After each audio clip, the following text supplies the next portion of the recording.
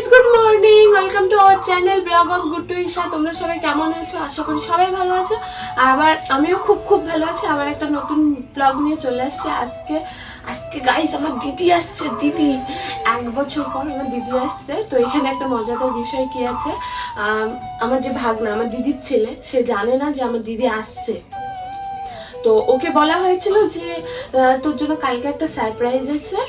তো ও বলেছিল, মাসি কি সারপ্রাইজ বলো, কি দেবা আমাকে? পুতুল দেবা না টেডি, মানে পুতুল দেবা নাকি ব্যাট দেবা নাকি বল দেবা না রোবট দেবা? আমি বলছি হ্যাঁ, তোর জন্য একটা রোবট আসবে কালকে সকালবেলা, তুই যা বলবি তাই শুনবে। আমি বলেছি তোর জন্য 2টো রোবট অর্ডার দিয়েছি। তো বলে কি 2টো রোবটই কি আমার কথা শুনবে? তো আমি বলেছি যে না, বড় রোবটটা কথা শুনবে, ছোট রোবটটা কথা শুনবে না। ছোট রোবটটা হলো ওর দিদি, ও আর কথা শুনবে না। তো সেটাই বলেছি। তো গাইস, ভিডিওটা দেখতে থাকো। দিদি প্রায় চলে আসছে, দেখি কি হয়। আর আমার সকালবেলা যেটা কাজ, সকালবেলা উঠেই আমার একজনকে ফোন করা। আমি ওকে একটু ফোন করে নিয়ে দেখি ফোনটা তুলি কিনা।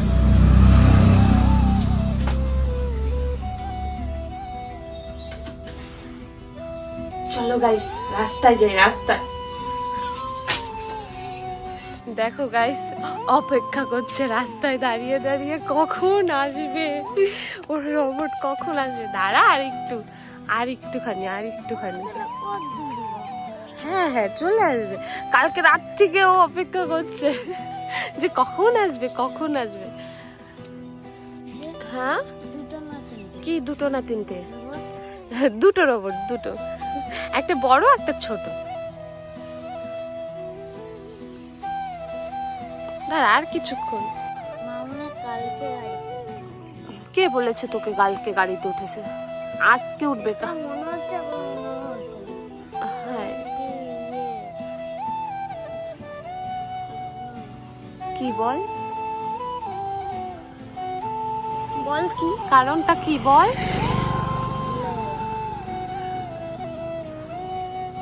একটু তাকা এদিকে, সবাইকে হাই বলিয়ে দে, গুড মর্নিং বল সবাইকে। আমরা এখন দেখো সকাল ঘুম থেকে উঠে রাস্তায় দাঁড়িয়েছে, আর ওটাকে ব্যস্ত হয়ে গেছে। এখন বলছে মাসি চলো চরঙ্গি। যাবো না চরঙ্গি, এদিকে আসো না। গাইস, নগরডাঙ্গায় চলে আসছে, ফোন চলে আসছে। ঠিক আছে, রাখ।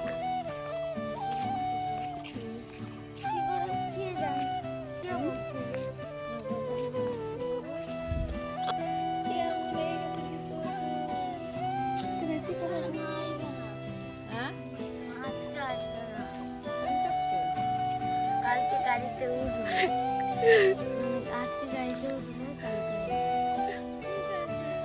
আমার পার্সেল রোবট অর্ডার দিয়েছিল।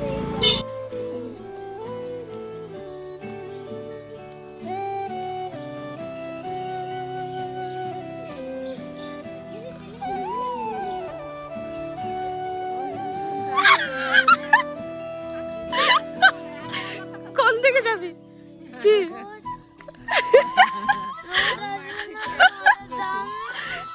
এ মা, আরে তোর মা।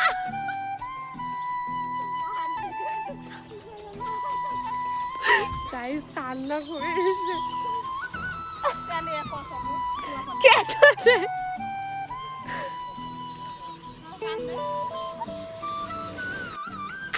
গাইস, দিদি চলে আসছে। টিং টিং টিং টিং টিং টিং। কিরে, আসবি না না চলে যাবি? এই দি, ওই তোজো কি কান্না, ও যা কই রোবট। এই দেখো আমাদের নতুন অতিথি গপু সোনা,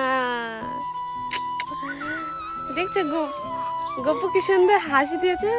আর তোমরা কমেন্টে জানিও তো এটা ছেলে না মেয়ে।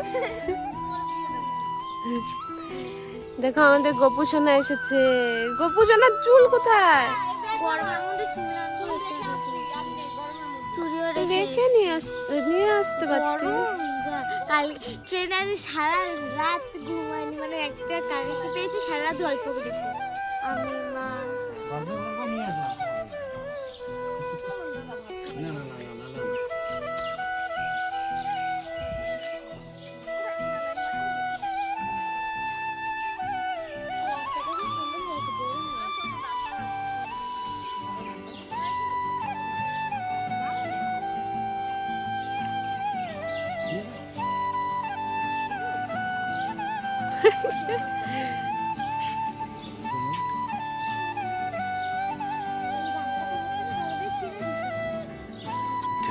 Thousand years later.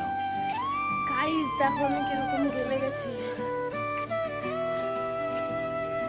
দিদি এসে ঘুমিয়ে পড়েছিল তাই আর ভিডিওটা কন্টিনিউ করতে পারিনি। তো বল এতদিন পরে বাপের বাড়ি এসে কেমন লাগছে? আগে যেমন লাগতো তেমনই লাগছে। তোর সাথে আমি ও মাম্মা মাম্মা মাম্মা একটা আমনি দাও তো আমাকে এইখানে এমন একটা আমনি দাও দাও দাও কোথায় যাচ্ছিস? কোথায় যাবি? কোথায় যাবি? মামা আমাকে একটু ঘুম পাড়াও তো, একটু ঘুম পাড়াও। টাকা নাই। ঘুম পাড়াও একটু। আমার তো ঘুমাই আমি। আমাকে ঘুমাই ঘুমাই ঘুমাই মাথা হাত বুলা দিলাম না।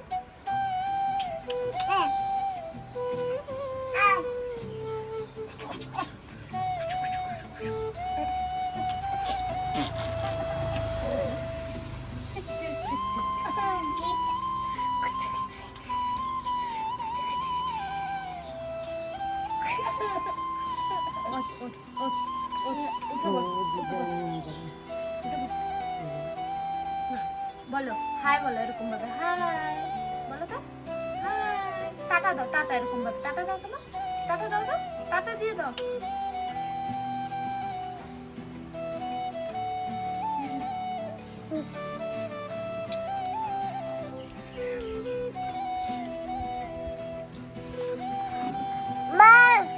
এই জানি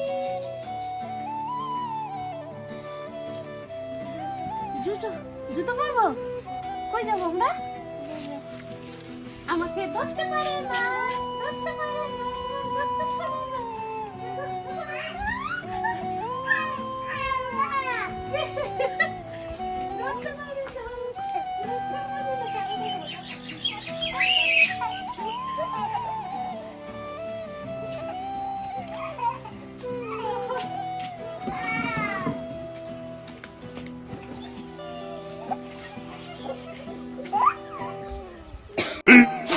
15 minutes later. গাইস আমার দিদি এসে এমন খালি খালি ঘুমাচ্ছে আর ঘুমাচ্ছে, তাই আর ভিডিওটা ঠিক মতন করতে পারছি না। কালকে ঠিক মতন ব্লগ করবো।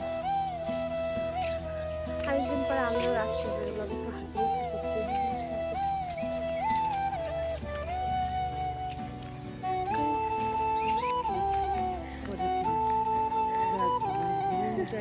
এখনো ঘুমে ঝুলছে, সারা রাত জেগেছিল না ট্রেনে, এর জন্য মাথা চুলকাই ব্যাপার কি হচ্ছে।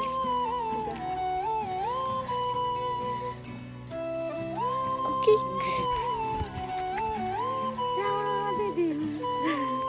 তারপরে দেখো ভুট্টা গাছ, দেখো এই দেখো আমাদের আমাদের সেটা পুরোটাই গ্রাম। আর তোমরা বলো যে তোমাদের গ্রাম ভালো লাগে না শহর ভালো লাগে? আমার তো গ্রামই ভালো লাগে। চারিদিকে সবুজ সবুজ, আমাদের খুব ভালো লাগে বাপের বাড়ি আসলে, ভীষণ এনজয়। হ্যাঁ ভালো লাগে, তুমি পরে পরে ঘুমাচ্ছ।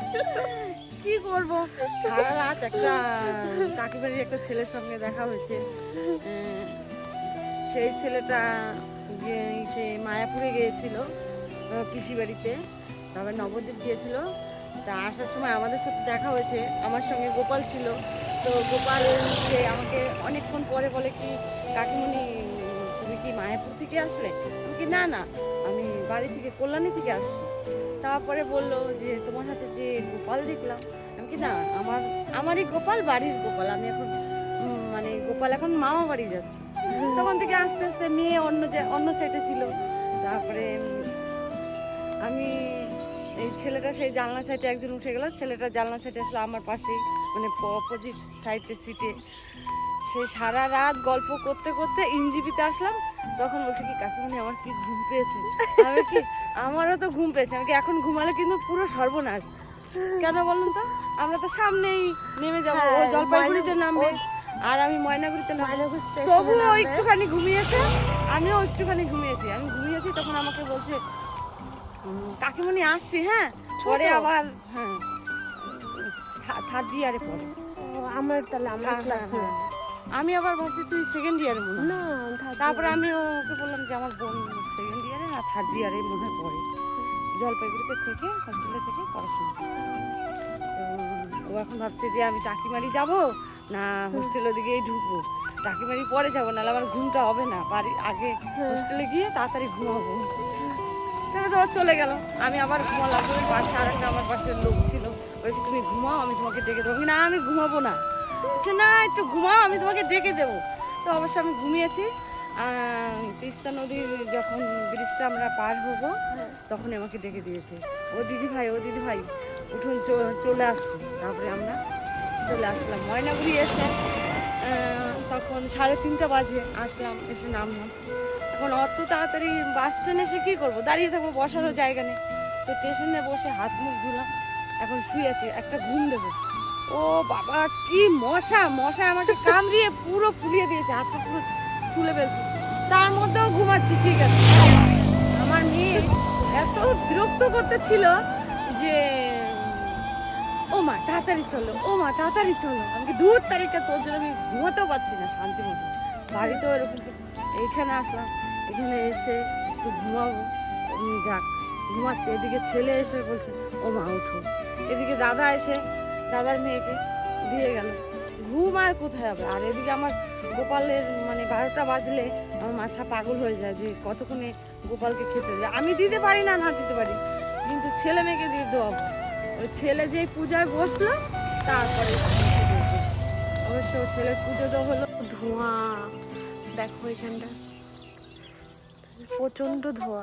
এর আগের দিন এরকম ধোঁয়া জানিস না দি, পুরো মানে বাজারটা পর্যন্ত ধোঁয়া হয়ে গেছে। জমিতে যদি এই যে আমাদের এই চাষের জমিতে যদি আগুন ধরায় মাটিটাও কিন্তু খারাপ হয়ে যায়।